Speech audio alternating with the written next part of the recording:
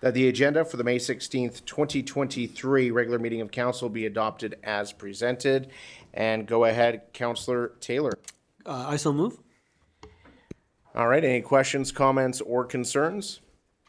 Seeing none, all those in favor? Motion carried. Can I get a motion, please, the minutes of the May 2nd, 2023 regular meeting of council be adopted as presented? Go ahead, Councillor Pisichny. I'll move the minutes as presented.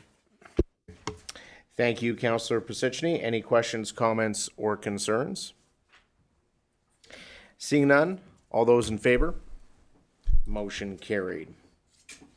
We have no public hearings, but we do have a delegation tonight from the Edson Flying Club, so I would like to invite them up if they would like to speak to us this evening.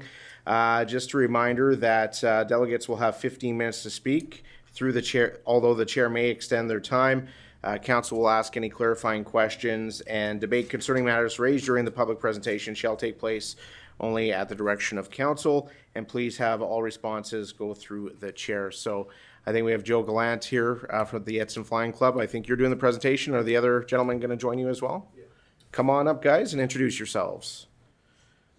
And Steve will get your mic turned on for you. Yeah, you bet. Thank you, Mr. Mayor, councillors. Good evening, everybody. My name is Joe Gallant. I'm director of the Edson Flying Club, and helping me out here, you all know Clem. Zeke. And I'm not sure how I'm presenting this material, but I just have some notes. The issue at hand, obviously you have had a chance to look at the presentation points that we submitted. So the issue at hand is related to the changes to the airport parking fees that were passed through bylaw 2278, I believe it is.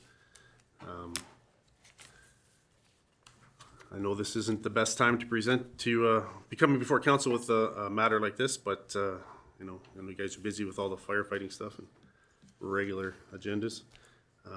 So to get started, through the chair to council, the main reason we're here is present you with the facts. Hopefully we can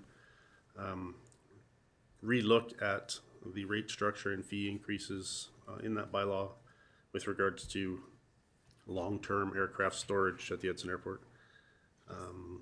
We believe the rate increase was unreasonable. It doesn't make sense. The fees are not really in line with what we believe are comparable airports. So we were quite surprised when we received our bill in the mail March of this year with a fee increase of 400% over last year.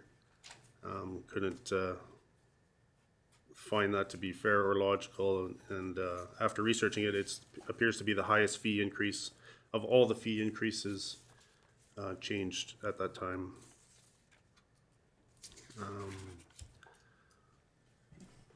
You got anything to add? Keep going.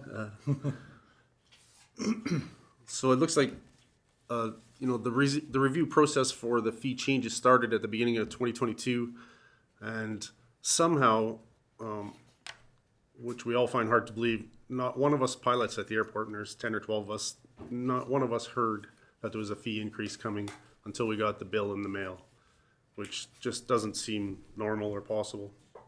So we thought it was a mistake to begin with. When we first inquired about it, we were just told it is what it is, and you have to pay the bill.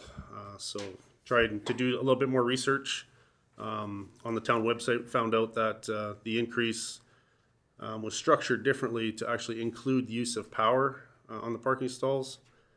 Once we found that out, again, we thought it was strange that we weren't notified of that change.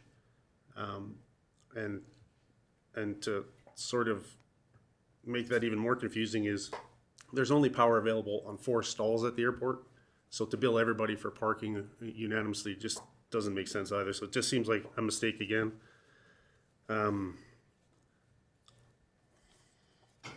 So at that time, when we did find out, you know, we're almost 3 months into the season, I guess the billing year, and sort of being told that we're forced to pay that bill. Well, we would have wanted to use the power for those winter months of January, February, and March. So again, there's just an element of unfairness there. So I don't know if you have access to the agenda I submitted. Yes, we got all the materials you submitted. Yeah, okay, so there's just basically some supporting documents. Clem did a bunch of research, and we don't think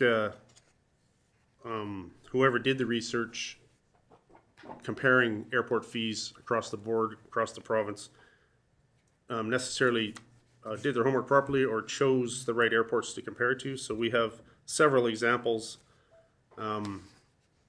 included here where we believe that they're more comparable and the rates are quite reasonable.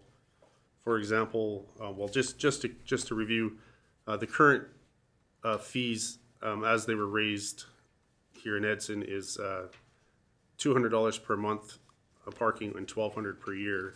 Previously, it was $300 per year that we've paid for years and years.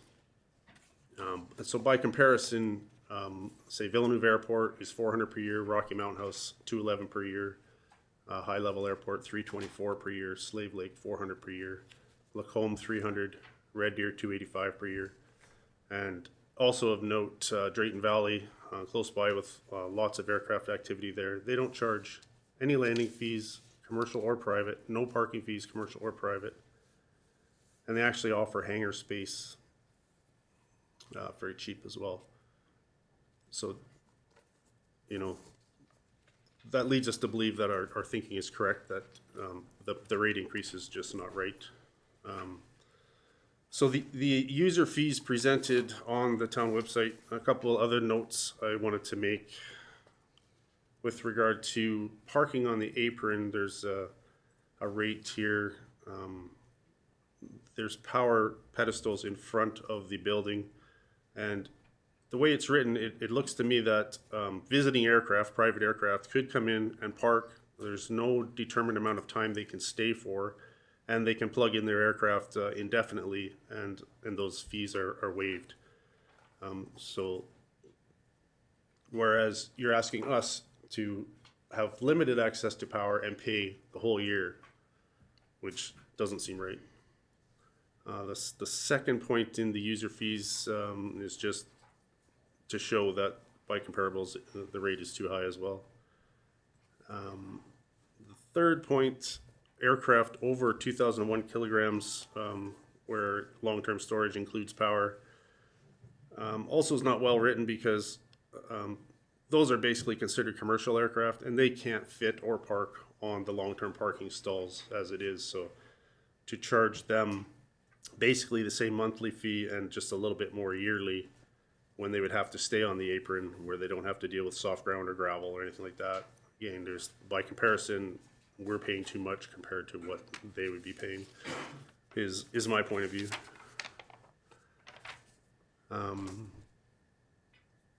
Also in these airport user fees, there's reference to secure vehicle parking. This is kind of just a side note, but I think the idea was the airport took over operation of this private parking lot to help generate revenue somewhat. But I noticed that there's only ever one vehicle in there. And honestly, I didn't even know why that parking lot was there. No one seems to know. I don't find that it's advertised what it's there for, so I don't know how people would know to park there to generate revenue. So my point is perhaps we're, looking in the wrong places to make money. Instead of we have to pay this enormous increase, that some advertising could be done and actually money generated from that. As well, the parking there, the rates are posted and it includes power. If you parked a vehicle there in the wintertime, they would use way more power than an airplane on the field, and yet they get it for way less than we would pay. So, and it's a secure area. So again, it doesn't make sense to me. The overwhelming point here is all of these decisions were sort of made without any of us knowing about it or, being able to give an opinion, unless we all missed the boat somehow, that we just didn't know that these decisions were taking place. I'm not sure what that process is, how people get involved, if we're just supposed to pay attention. So one other thing I noticed, there was a discussion a few years back in 2020 about raising airport fees across the board as well. And at that time, there was some documents supporting the research they did, and just for the purpose of throwing it out there, the two airports that were considered were Dawson Creek, BC, and Lloydminster, which and those were recommended by Sam Shine, the previous airport manager. I just thought it was rather peculiar that we'd pick a BC airport, and that airport actually has no parking fees. It's actually free to park there, where Lloydminster is $350 per year. So at that time the suggested fee increase would be for parking at Edson at $500 a year. So how do we take comparables like that and end up with a higher rate? I'm not sure.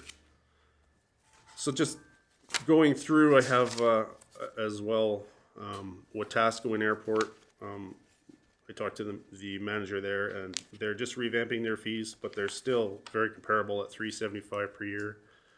Rocky Mountain House actually charges a separate fee for power, which is what we had here at Edson before, and we'd like to go back to, instead of having it included in the parking rate. And their rate for parking is $211 per year, so reasonable. Villeneuve Airport also reasonable at $400 per year. Slave Lake, same, $400 per year.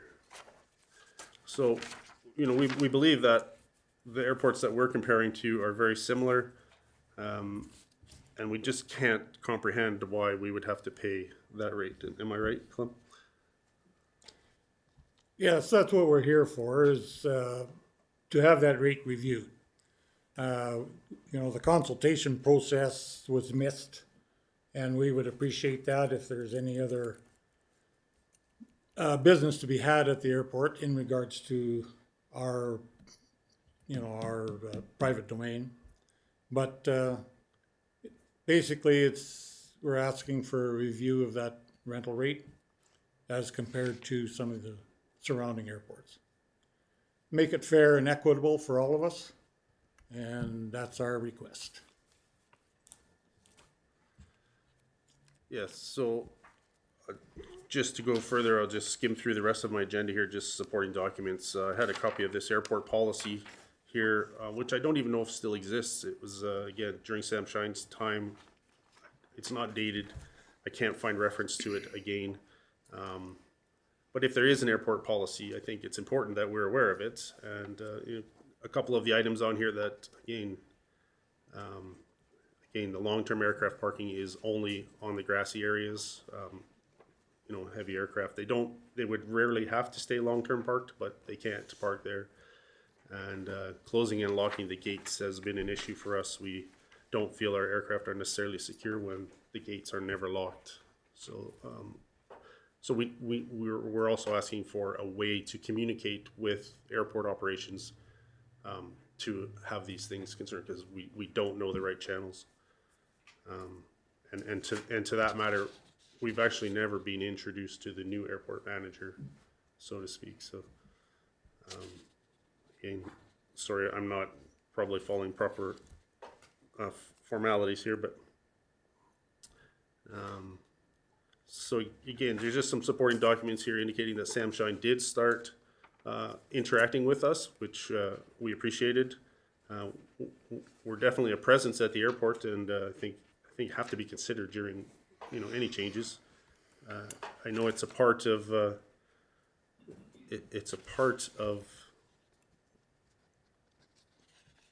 a normal interaction of council and town employees that you have to interact with the user groups that these bylaws reflect. So we're just asking for a little improvement in that area.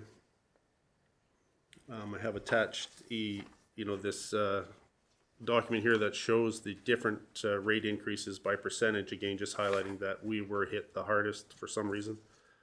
And even in the airport fee section,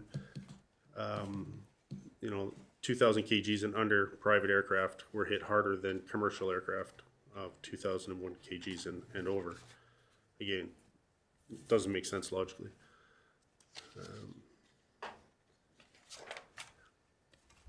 You're good? Are we time? Well, I thank you, Joe, for taking the time, and Clem and the other gentleman in the back coming here today. Without question, I think there has been occasion here that we have dropped the ball a little bit, for sure, with the consultation. That's a key part of when we do any looks at any user fees. That's something that we do on a regular basis. So on behalf of the town of Edson, I do apologize. But at this point, we're not going to make a decision tonight. Administration is going to be tasked with doing a further review, and then we'll be making a determination here in the upcoming weeks at a future council meeting. But at that point, I will open the floor to questions from council. If you have any questions for a delegation here this evening, council. I do appreciate you provided some really good information for us to consider as we look at this issue moving forward. Council, any questions? Go ahead, Councillor Chenard. Through the mayor to the group. So your biggest concern is the cost or not being notified? I just want to be clear on that. Because part of your presentation is you weren't notified correctly, and we apologize, it should have been. So your other concern is the cost increase, correct? Yes, through the chair to Councillor Schwinnard, yes. It's highlighted here in my summary. The cost is the main issue, communication the second issue. Okay. And yeah, we hope that it will be reviewed and we can get back to, the same that we were paying before that made sense based on our activity. But yeah. Just to be fair and equitable. Yeah, have you review it. We don't have any options. No. Our options is that we have to use this airport. I can't go park down the street or anything like that. So, all it is that we're asking to be fair and equitable. And we're using comparisons in that regard. Okay, thank you. Thank you. Any other questions, council? Maybe you haven't touched on this, but can you fill us in on the history of the Flying Club in Edson and your participation at the airport? Because I know you've been in existence for quite some time, and I don't know if people are aware of that history or knowledgeable of that. Sure, through the chair to council, I've been sort of a director for the club for about 25 years now. Kind of just fell into my lap due to changes in membership. The club was founded by a group of people. We don't know all the history because it goes way back. It started in 1961, and since then, over the years, there's been about 200 pilots. I created a list of names at one point that have come and gone through the club that were local residents that have had their license, and they come and go for different reasons: moving away, moving to town, different jobs, medical things. So we've had 3 different airplanes over the years, and we've been able to share that flying experience as a nonprofit, doing those things. And across the board, there's many people that come and use the airport. Some are temporary, some are full-time. Clem and there's 4 or 5 other airplanes there. They're aircraft owners. They come and go also. So club membership changes, aircraft ownership changes. But the idea of having a club in the community, really, it should be a positive thing. Any club in any community, any town, it's got to be considered a positive thing, right? There seems to be a bit of a negative atmosphere at the airport that these little planes are a problem.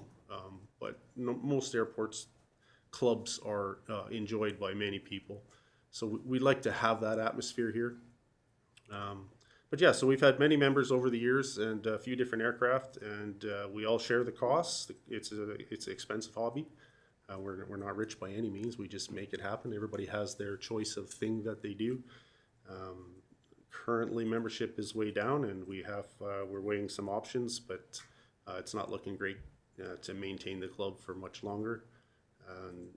Again, it's just like everybody's having trouble with staff finding quality people. We're having trouble finding pilots. So, but yeah. So I don't know if you have any other questions with regard to the club itself, but yeah, we're currently 4 members, and yeah, it's been since 1961, and lots of people have come and gone: doctors, lawyers, mechanics, electricians, everybody. Everybody likes flying.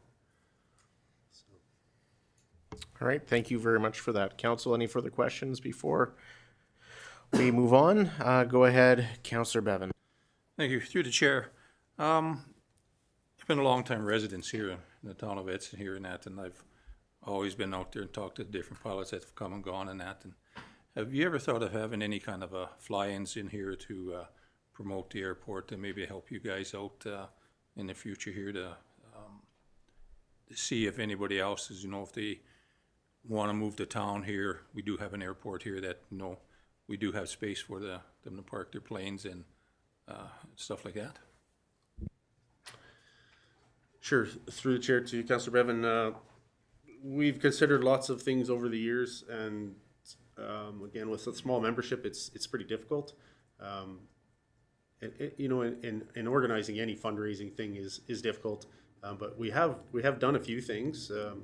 Of course, when Sam Shine was here, he had the show and shine at the airport, which we participated in, and we were able to gather sponsors. Unfortunately, I did approach the town and the county, and neither were able to help us out at the time. We did have some oil field sponsors there that helped us do some things. We had some door prizes and stuff like that. So on a small scale, we were able to do that. I can't speak to the history of the club before, but going forward, everybody's busy in their life, and we should try harder to get more people involved, associate with other clubs to fundraise. We did co-host a Cope for Kids at the Edson Airport alongside of Whitecourt a few years back. That doesn't raise funds for the club, but again, the donations and just the atmosphere, the contribution to the community was important. We don't have a big enough membership to do that on our own. Again, maybe at some point in the future it could happen, but yeah, it's difficult. All right, thank you. I don't have any other councillors queued up here, so thank you very much for taking the time this evening. Like I mentioned, administration will have a further look at this, and we will be back to you hopefully in short order, looking at a way forward. So thank you, and thank you for all the materials you supplied as well. Thank you. Thank you. May we be excused? Well, you're free to stay if you like, but you can go and enjoy the smoky evening as well. Beckoning me. Thank you. Have a good night, gentlemen. All right, we have no reading of bylaws. Reports from administration, the 2023 Truth and Reconciliation Initiatives. Can I get a motion, please, that council accept the 2023 Truth and Reconciliation Initiatives report as information? Councillor Bevan will make that motion, and Make it so. we will welcome Tanya Byers, our Senior Manager of Community Services, who will be presenting to us this evening. Welcome, Tanya. Tonight to provide you with an update on the Truth and Reconciliation portfolio. Our intention was to bring it to you last week at the committee meeting, but we all got a little bit busy, so happy to be here tonight. Truth and Reconciliation it's a complex process which takes time, process in which I think we might make some missteps along the way, hopefully not too many, but it's also very important work which we're committed to. And we'll continue to learn as we enhance our relationships with our Indigenous people and organizations in the days and years to come. I have just a short presentation just to go over outlining our work, I guess, that the community development team has been doing to date, and also outlines kind of the plan moving forward. Feel free to ask questions as we go along. And I also have Mr. Beck with me here as well, who is going to jump in if I miss something.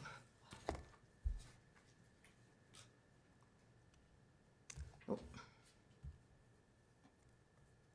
What's the trick to, oh, there we go. Was this, yeah, I thought That's so. not the first one. It's the update. Sorry, Daniel, what have I done here? There we go. Sorry about that. So in 2022, Council adopted the Town of Edson Strategic Plan, 2022 to 2025, which included a commitment to enacting relevant calls to action from the Truth and Reconciliation Commission report.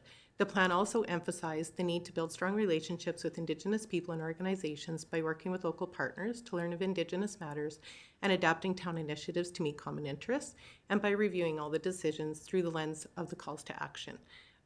This presentation is going to review the recommended focus areas for 2023. The first one is the land acknowledgement policy, which was part of your packages that hopefully you've had a chance to look at. We're not expecting you to adopt it tonight or anything. It's really just for discussion.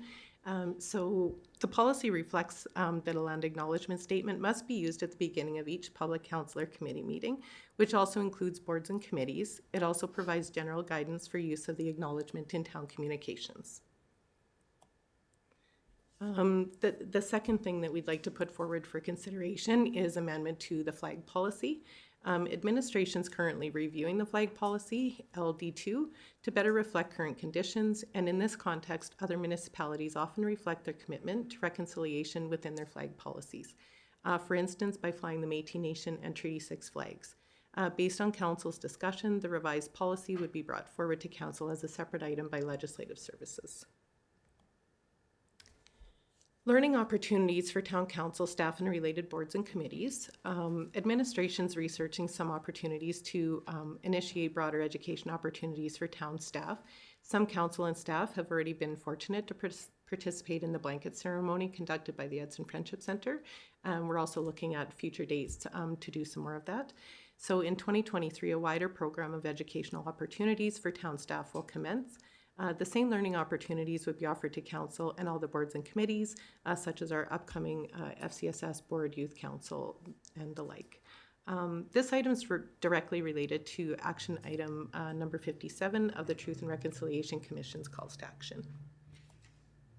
Number 4, increased partnership with community partners, so the Friendship Center being our main partner in this endeavor. Administration recommends that outreach to the greater community be led by groups such as the Edson Friendship Center rather than the town itself. The town focus will be internal in the near term, but then opening up for greater opportunities to work with the Edson Friendship Center and other partners to support their initiatives to advance truth and reconciliation in our community. This item is also directly related to action item number 45 of Truth and Reconciliation Commission's calls to action. Another important piece of this would be to update the town website to materials to reflect the Indigenous history of Edson and area and the town's commitment to the truth and reconciliation efforts. It's noted that the town website has no references to the rich Indigenous history of this area, and we intend to fix that. A short-term action item will be to update the site to recognize Council's strategic plan, commitment to truth and reconciliation, action items, and the history of our area. And the recommended initiatives were prepared utilizing Alberta Municipalities' Guide to Truth and Reconciliation Commission's calls to action. And that's all I have for you in terms of presentation. Do we have any questions? Thank you very much, Ms. Byers, for your presentation this evening. Council, let's open the floor to questions. First to Councillor Byer. Go ahead. Thanks. Through the chair to Ms. Byers, thanks for bringing this forward and working on this. I'm glad that we are able to start this process and work with our local Indigenous population on this. One of my questions is how much consultation have we done with them so far to even pick the items that we have planned for focus? That'd be maybe my first question. Okay. Through the chair to Council. We have definitely spent significant time, I would say, with the Edson Friendship Center and members of that organization. We still have to extend that outreach, I think, with like the Métis Nation of Alberta and organizations like that. But I guess I would say with the Edson Friendship Center, we've always had a relationship, but we are getting, much deeper, I guess, into this portfolio with them. Certainly with the land acknowledgement that was done with them, and we're definitely taking some guidance and just having really good discussions with them. Okay. Do you have a follow-up? I have another question, if that's okay. Go ahead. Thanks.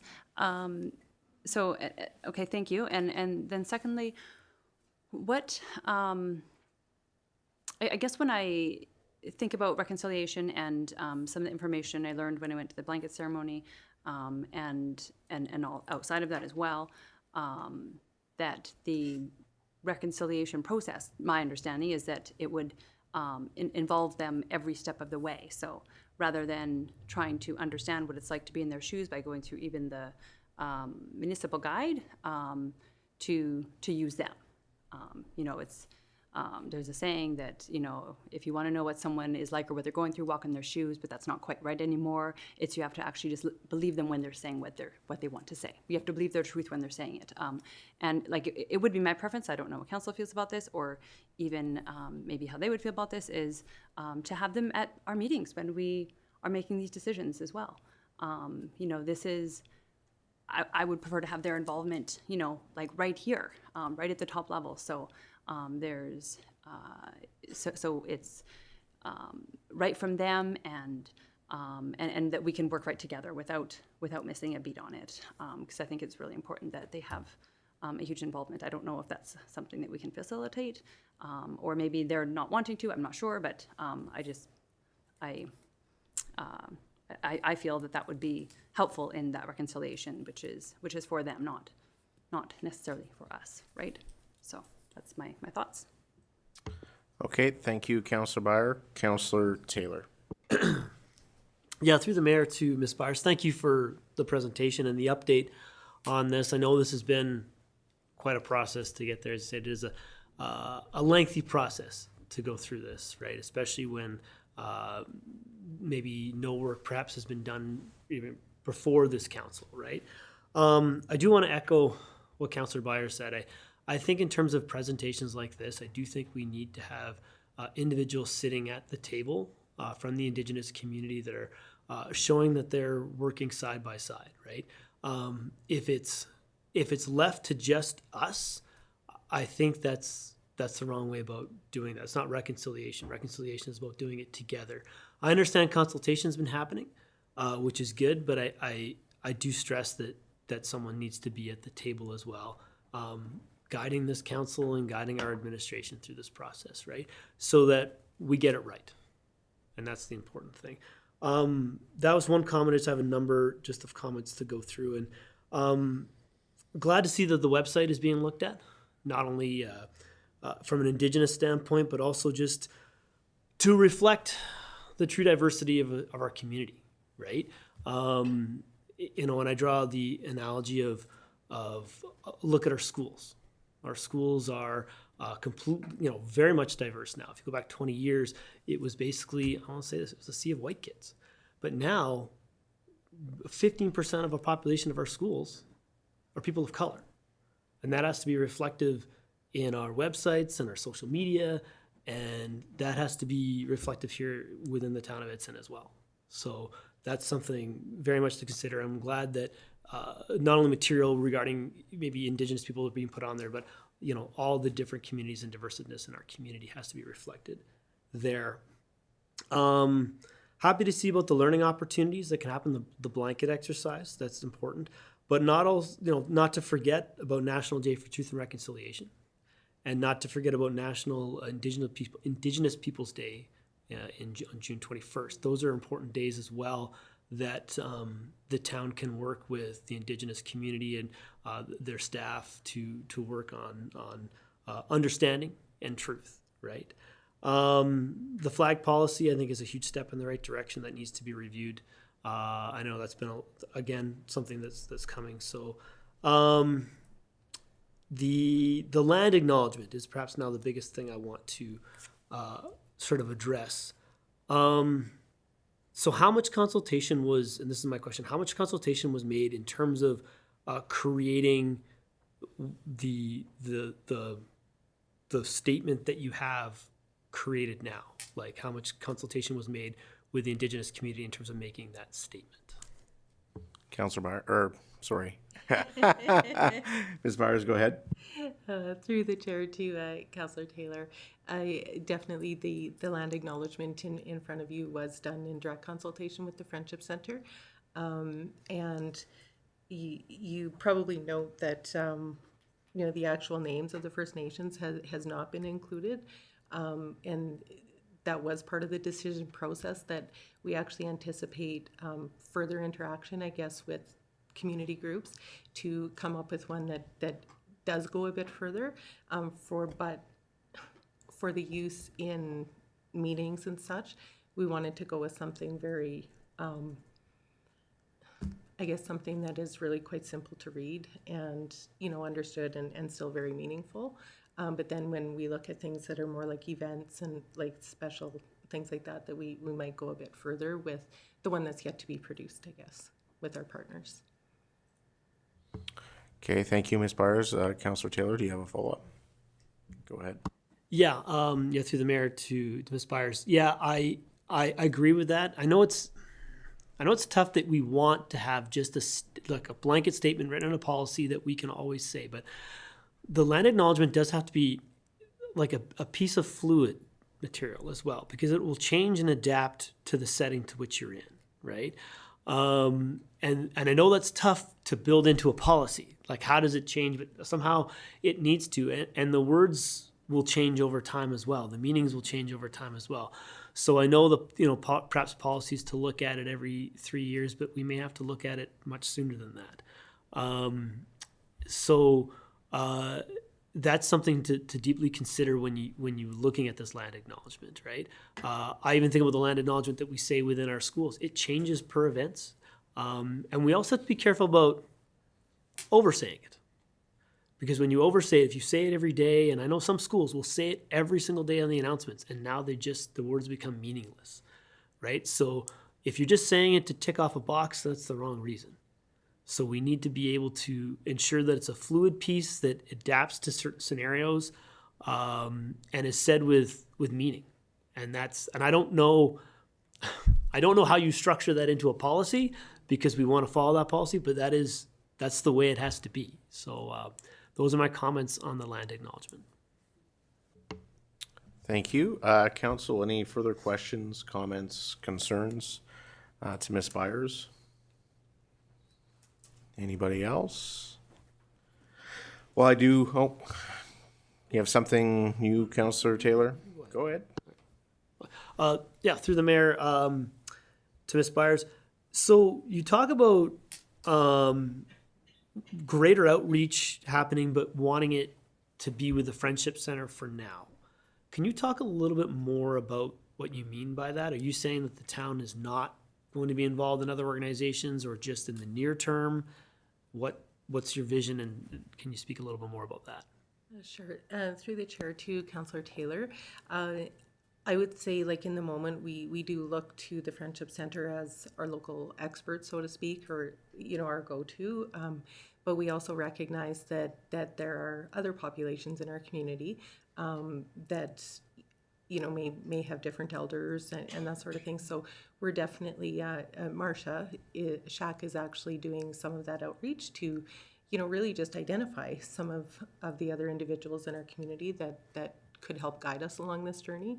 And also reaching out more, like I said, with the Métis Nation of Alberta, that sort of thing, to get further guidance, I guess, and build those relationships. Yeah. Thank you, Ms. Byers. Anybody else? Questions, comments? So this is definitely a big part of our strategic plan and something that we have talked about at length. I do thank and acknowledge the work that's gone into this so far. I do agree with some of the statements that were made here. I think it's really important that as we're having these discussions, that the Indigenous community is a part of that discussion at this table, so we have a better and greater understanding of what they see the reconciliation being. It's far for me or us to direct that. I think that things such as the flag policy are important pieces, and the land acknowledgement. I must admit I am a little disappointed with our land acknowledgement. I would say that that's pretty generic, that I could have started that a year ago. I think it needs to be reflective of our local Indigenous community, most of which is Métis in our area. We don't have many First Nations directly in the Edson area. But I do think that we are making steps in the right direction, and I think that should be recognized as well. So I am very appreciative of the blanket ceremony that we participated in. I thought that was a really great educational opportunity, and I think that opportunities like that for our staff and our organization as a whole and some of our agencies are really important to get that greater understanding. So I guess my understanding is, Ms. Byers, from you, is that there is going to be some work on some of these areas based on the discussion today. What are you looking at for timelines, and how are you going to do further consultation with the Indigenous community? Or I guess to the chair, right now, just with the last couple of weeks that we've been having, I'm sorry, I don't have an answer for you right now. My head is kind of in a different place, but I can come back to you with more of that information. Thank you very much, and that's certainly understandable based on everything that your department's been dealing with. And I also want to acknowledge the hard work that you've been doing and your team has been doing at the reception centers through the last couple of weeks. Has been very, very difficult. So, Council, do you have any other questions or concerns? All right. Well, thank you very much for your presentation. And with that, I will call the question. All those in favor? Motion carried. Thank you. Can I get a motion, please, that council delegate the decision-making authority for development permit number 017-2023 to the development officer for the construction of a single-family dwelling on direct control lot 7, block 2, plan 832-2191. And we will go to Councillor Byer for that motion. I so move. Thank you, Councillor Byer, and we will welcome Julia Darling, whose birthday it is today, is it not? Happy birthday. Good evening, Mr. Mayor and Council. In my report that I provided, I requested that the decision-making authority be delegated to myself as the development officer to issue the approval for a single-family dwelling in a direct control district. And if you have any questions. All right, thank you, Ms. Darling. Council, any questions, comments, or concerns? Pretty self-explanatory. Councillor Taylor.